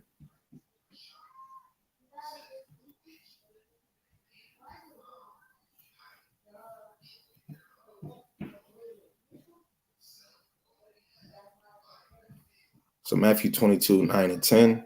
I'm going to start at 8. It says, he saith he to his servants, the wedding is ready, but they which are bidden were not worthy. Go ye therefore into the highways, and as many as ye shall find, bid to the marriage. And those servants went out into the highways and gathered together all as many as they found, both bad and good. And the wedding was furnished with guests. And this is what we do when you really go out to these corners and teach this word. You're planting the seed into good fruit and bad fruit, hoping, right, that the Lord sows that seed in them. And guess what? Hey, take this YouTube. Take this this YouTube channel. Yo, this is where I'm at. You can see the whole lesson. It's either that the Lord is going to use them to hear the word, or they're gonna have a friend next to them that's like the devil. He's gonna take away the word. And nah, man, they speaking hobo Joe, man. Egyptology is real, or be a Muslim, or man, you a Christian, man. What they saying is, man, that's hate. They're racist. Guess what? God is racist. Do you even know what racist is? Is you being about your people. That's it. Show me when that was wrong. When you came to America, wasn't they not racist? They cared about their own people. Rome, didn't Romans care about their own people? And technically, even though some of our brothers was Romans, some of our brothers was Greeks, but you got to know Esau is about his people. Chinese about their people. Africans is definitely about their people. Chinese is about Japanese, is about their people before they try to gather everybody else in. Right? We can't really like force anybody. I can't force neither one of y'all to take the ministry of the Lord serious. And I'm not going to even try. If you don't take it serious, hey, that's not my fault. I am not Yahushua. I am a Dargabar. I am just a messenger. Message. And that's it. Click send is over. That's it. If you don't catch on, hey, this is Matthew, the 25th chapter, verse 1. It says, then shall the kingdom of heaven be like unto 10 virgins, which took their lamps and went forth to meet the bridegroom, which is Yahushua, and the 10 virgins supposed to represent Israel, right? And 5 were wise, which is the elect, and 5 were foolish, which would be what we just talking about, the tares. The wheat is the wise, and the foolish is the tares, right? The wise is the righteous, the foolish is the tares, and they that were foolish took their lamps and took no oil, no wisdom with them. And the wise took oil in their vessels with their lamps.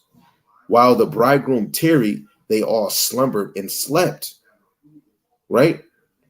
And a lot of us is sleeping in the world, man. A lot of us is sleeping. And that just goes into the Luke, the 19th chapter. You got to be occupied. Be occupied. Just like when Yahushua was praying, the disciples kept falling asleep. You know what I'm saying? We got to be alert because the coming enemy is going to come. So now we shouldn't be asleep right now. We should be watching what the enemy is doing. Get your house prepared, get them in order. And if one child, one parent get out of line, you're going to say something. And then you know what? You do you. And I'm going to stay doing what I got to do. We're not about to drag nobody. None of that, man. If you're not taking this thing serious, you're going to get that spiritual whooping and then keep it moving. Whenever we make a mistake, we keep sorry. You keep saying sorry and you don't change, right? You want to be the wise that got your lamp and put oil in it, right? Let's go to Proverbs 21.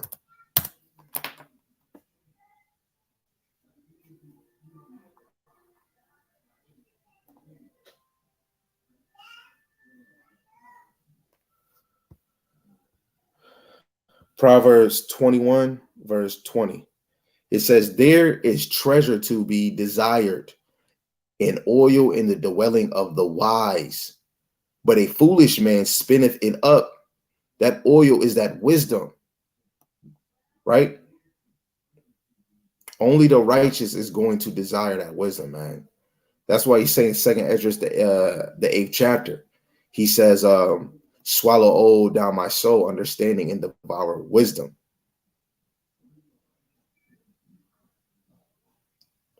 Yeah, they're not gonna give me what I really want and what I really need, but it's okay. Proverbs 6 and 23.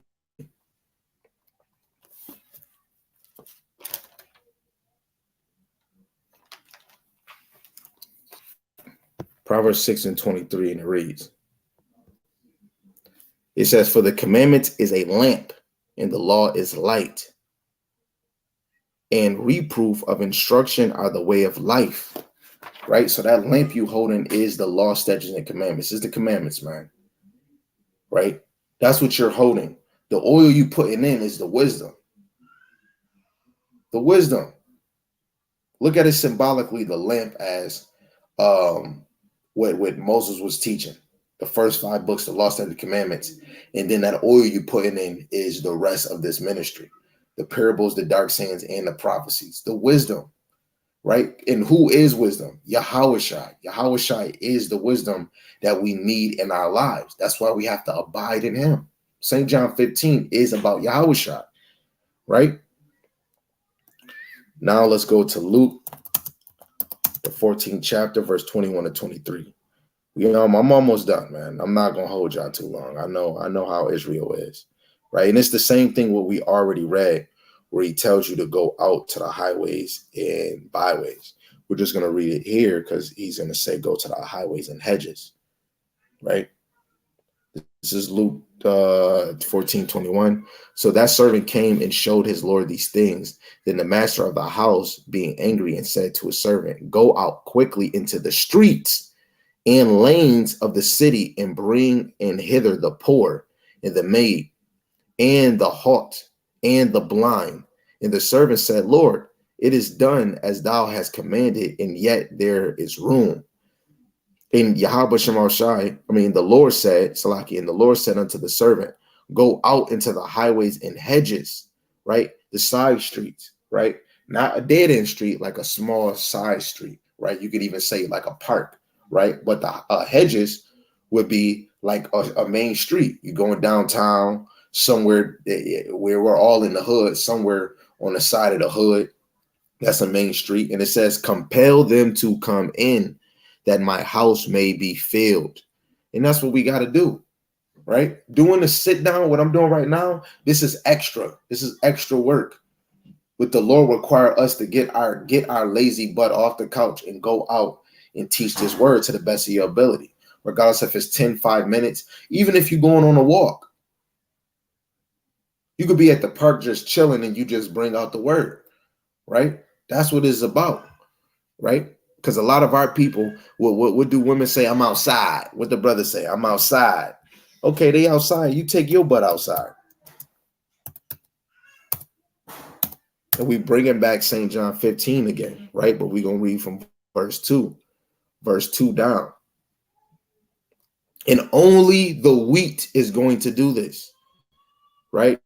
This is St. John 15, verse 2. It says, every branch in me that beareth not fruit, he taketh away, which is the tares, and every branch that beareth fruit, he purgeth it, that it may bring forth more fruit. Now ye are clean through the word which I have spoken unto you. See, the only way you clean is if you actually receive what he says and you understand it. Some people you could be teaching, they don't understand shit you said, right? And if they take it to heart, some of us is going to write them down. Some of us is going to go in our phones or our Bible and highlight, man, this is important. I got to keep these, right? The whole point is to have a desire for this. Hold on to it. Whenever you're going through something, it said, but now ye are clean through the word. Get clean. You angry? Get clean. You upset? Get clean. You feel lazy? Get clean. Oh, I'm bored. Hey, you bored? Go get clean. Right? The scriptures is going to make you clean, not no dipping in no damn water. If you desire to be the elect, get clean, be clean, move clean. Right? Verse 4, it says, abide in me and I in you, as the branch cannot bear fruit of itself, except it abide in the vine. No more can ye, except ye abide in me. And that goes to St. John chapter 6, verse 44. If the Most High Yahweh do not draw you to Yahushai, you are not in this ministry, right? You could be doing the law, but you have to be drawn to Yahushai, right? You got to understand the history, let alone you have to get into the prophecies of the prophets prophesying about him. Not just one, not just two. It's a preflow. Man, I got a whole list. If you ever need it, you can inbox me. I will send you. I have a whole written list of everything that was wrong about Yahushua. Let me see if I can get to the page. Facebook can see it, but I'll show you. I'll show you YouTube. Let me flip my screen so y'all can see this thing. Right? It's prophecies all over the Bible dealing with Yahushua. For anybody on Facebook, this is all it. For YouTube, this is full prophecies of Yahushua. Right? You don't want to just know 1, 2, or 3. Hey, you might not remember all of them, but have them at least documented so that if somebody asks you, oh, Yahushua is not in the Old Testament, oh, word? Oh, yeah, I got something for you. Right? The whole Bible is, he comes in the whole volume of the word. You know what I'm saying? So verse 5, it says, I am the vine, and ye are the branches. He that abideth in me, and I in him, the same bringeth forth much fruit. For without me, ye can do nothing. See, without Yahushua, you can't do nothing. But with Yahushua, all things are possible, right? Because he, through Yahweh Shemashai, he strengthens us. And if a man abide not in me, which is the tares, he is cast forth as a branch and is withered, and men gather them and cast them into the fire, and they are burned. That's how you know the tares is really talking about wicked Jake. Jake that's not abiding in Mashiach Yahushua. 2/3 are going to be burned. Bye through the Spirit. I'm already saying bye to you. Bye. You know what I'm saying? Let's go to this. We got a few more, and then I'm ending this. And then it's live. Like I said, this live was really, somebody asked me a question. I could have went straight to the point, but it's a lot of shabba dabba hoo hoo going on. So I wanted to, clear it up. What they say, chicken noodle soup, clear it out. I had to clear it out. You know what I'm saying?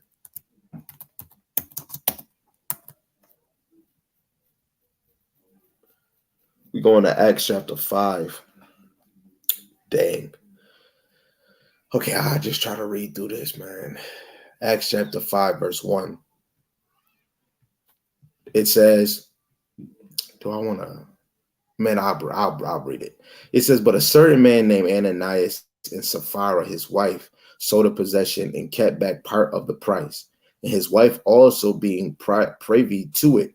And what does the devil do? Lie, manipulate, and deceive.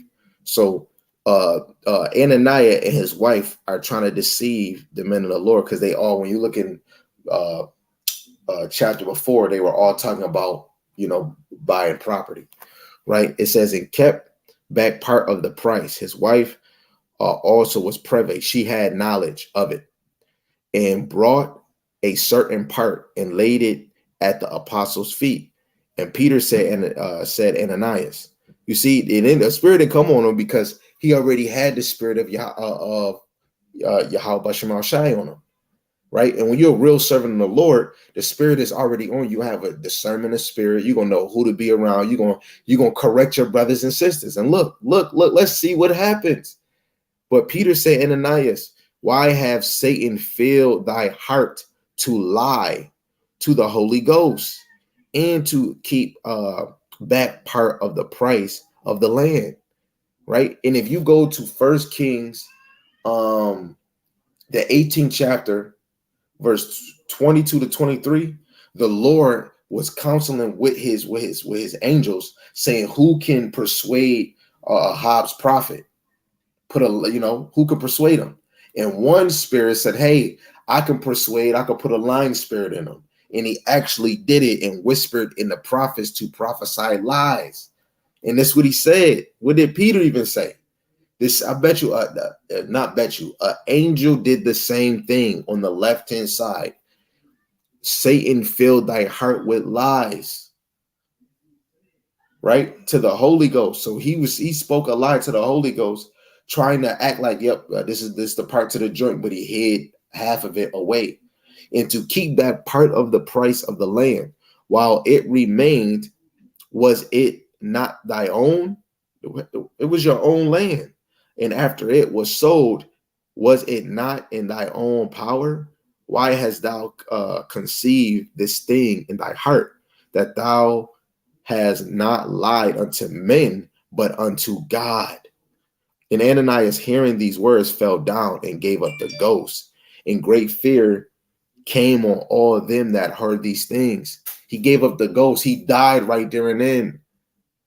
Niggas is playing with Yahweh Shem Shai. When you ignoring the men of the Lord, it's not really us. You ignoring Yahweh Shem Shai. When we ignored Moses, it was really us ignoring Yahweh Shem Shai, because the Lord don't do nothing. He revealed the secrets to the prophets, and we get the secrets from above.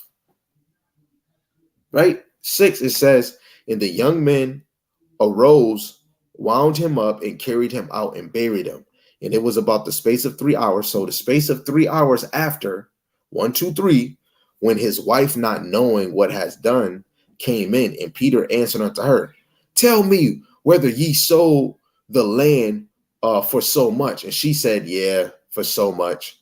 And Peter said unto her, how is it that ye have agreed together to tempt the spirit of Yahweh Shem Shai? Behold, the feet of them which have buried thy husband are at the door, and shall carry thee out. He prophesied that, right? And guess what happened? Then fell she down straightway at his feet and yielded up the ghost. And the young men came in and found her dead, and carrying her forth and buried her by her husband. You got to watch what you're doing. And this was a man, especially if a man not leading right, guess what? His house is going to fall. That's Sirach 27:3. If a man don't hold himself in the fear of the Lord, his house will be overthrown. And guess what? If your wife is slacking, she's going to be, excuse my language, she's going to be consumed. Lot didn't get destroyed because he held on the fear of Yahweh Shem Shai. But his wife did not have that fear. She didn't have that faith.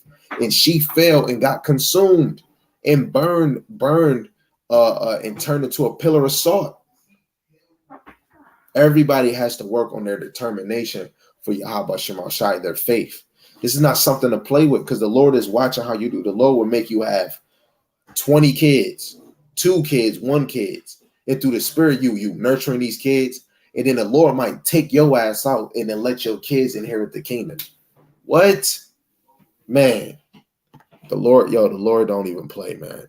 This right now, we're not even the time to be playing right now. This is Acts the 18th chapter.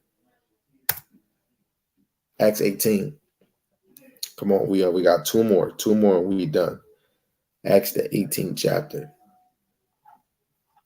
Verse 18 to 22. It says, and Paul, after this, tarried there yet a good while, and then took his leave of his brethren and sailed thence into Syria, and with him Priscilla and Aquila, having sworn his head in Sisera, for he had a vow, and he came to Ephesus and left them there. But he himself entered into the synagogue and reasoned with the Jews. When they desired him to tarry longer time with him, he consented not, but bade with them farewell, saying, I must by all means keep this feast that cometh in Jerusalem, but I will return again unto you, if God will. And he sailed from Ephesus, and he said, God will. So that's another thing. Lord willing, we are a part of the elect. Lord willing, we can endure. And Lord willing, we can do better. And Lord willing, we can change. Right?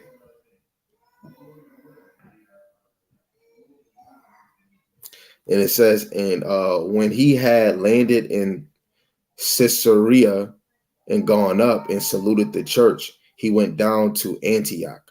Hey, and the main reason why I did this, I really brought this out, it shows that men of the Lord was about the Lord's business, man. We were making moves. Brothers wasn't making moves for themselves. Brothers was making moves for the ministry. Raw. See, look, Paul at Corinth, right? He was making moves for Yahweh Shem Yahushai, right?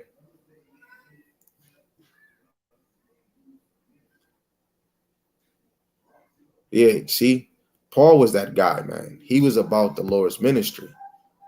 Man, how much more even me, man? How much more even me?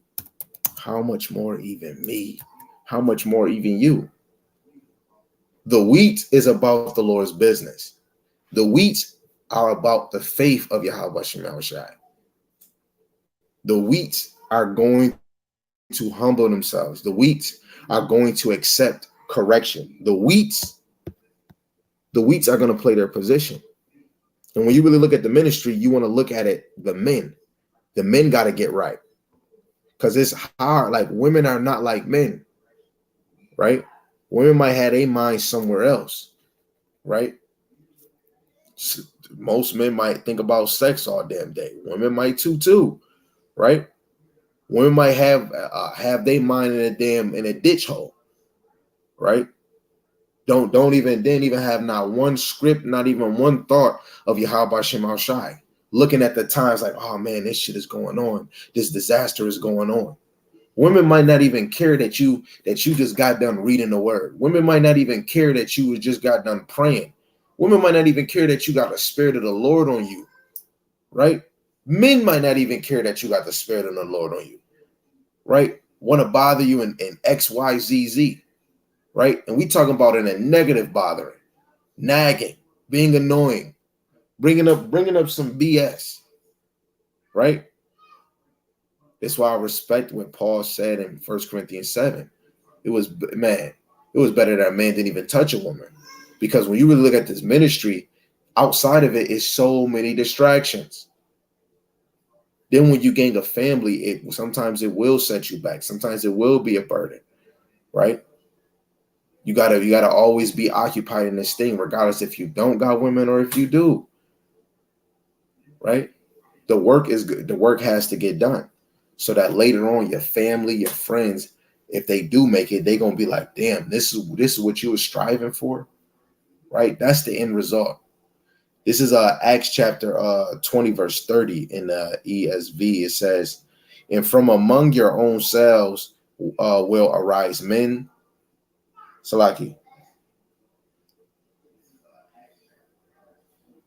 Right. Salaki. And from among your own selves will arise men speaking, twisting things to draw away the disciples after them. Right. Some people will twist the words. Right. Right. And hey, that's why you have to watch who you are listening to. You don't want somebody to draw you away from the faith. Some brothers might just keep saying law, law, law. In your mind, and there'd be people out here that I even know, they'd be like, man, you're just all law, law, law. You know what I'm saying? What about the faith? You got people that's not even fully in the ministry, and they over here saying, man, what about the faith? What about prophecies? Right? It's more than just law. Those are schoolmasters. Eventually you get into these prophecies, you get into these parables, and you start trying to walk in righteousness. The spirit is gonna already compel you to walk in the schoolmaster. It's an easy 1, 2, 3. Now we about to close with this right here, man. Lord willing, this is edifying. I know it was long, 1 hour and 51 minutes. I'm sorry, but hey, the word has to come out, man. This is St. John chapter 10, verse 3 to 5. And it says, to him the porter opened. Actually, I think I want two. I want two too. It says, but he that entereth in by the door, which is Yahushua, is the shepherd of the sheep. So guess what? Any man that's picking up this Bible teaching, we are here for the sheep. We are shepherds. Right? It says, to him that porter openeth, and the sheep hear his voice, and he calleth his own sheep by name and leadeth them out. Right? And the sheep that's going to be under you is going to be following the same understanding. They're not going to follow this person with their understanding. That's why I always say, if you watching too many different teachers that their understanding is not the same, how can a sheep know their owner if y'all speaking and teaching two different things? A sheep knows their shepherd's voice. He's not speaking or teaching or making you move in different ways. It's impossible. It says, and when he putteth forth his own sheep, he goeth before them, and the sheep follow him, for they know his voice. And a stranger will they not follow, but will flee from him, for they know not the voice of strangers. I'm going to just be honest. I'm not about to follow anybody outside of Great Millstone's understanding, because they're going to be strangers. To me, the spirit will prove that what they actually teaching is 100% solid, and they not sparing nobody, and all they're out here doing is just feeding the sheep. They're arguing that back and forth. As soon as you say something wrong, you become a video. If we are at camp and you say something, we're bringing in scriptures. Hold on. Shalom, King.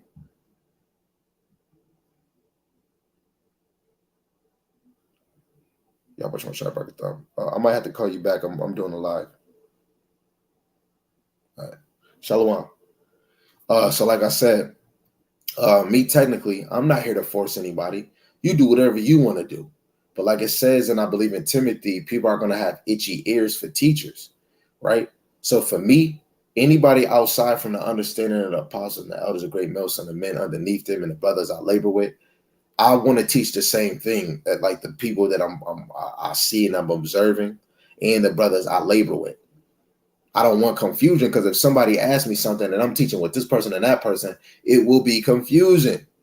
And if they start saying, oh, I like the way you teach, brother, and then I'm teaching what he's teaching, then what if they watch these two and they're like, yo, you be bringing out this and they say this, and you be bringing out what they say and they say that, but they both don't be saying the same thing.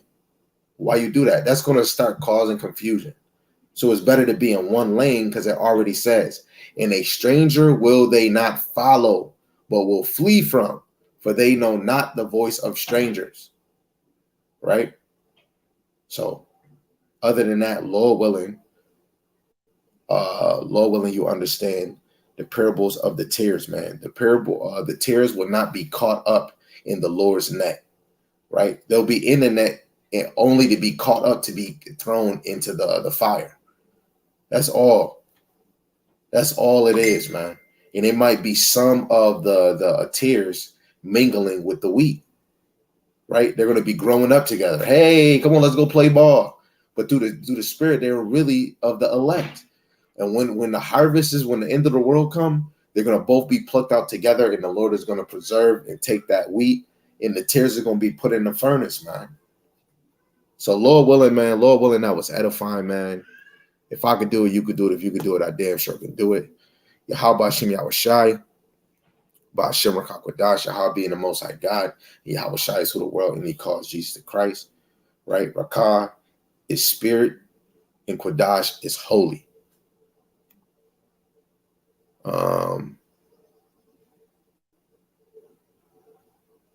And that's basically it, man. So for everybody, man, Shalom, Yahweh speed.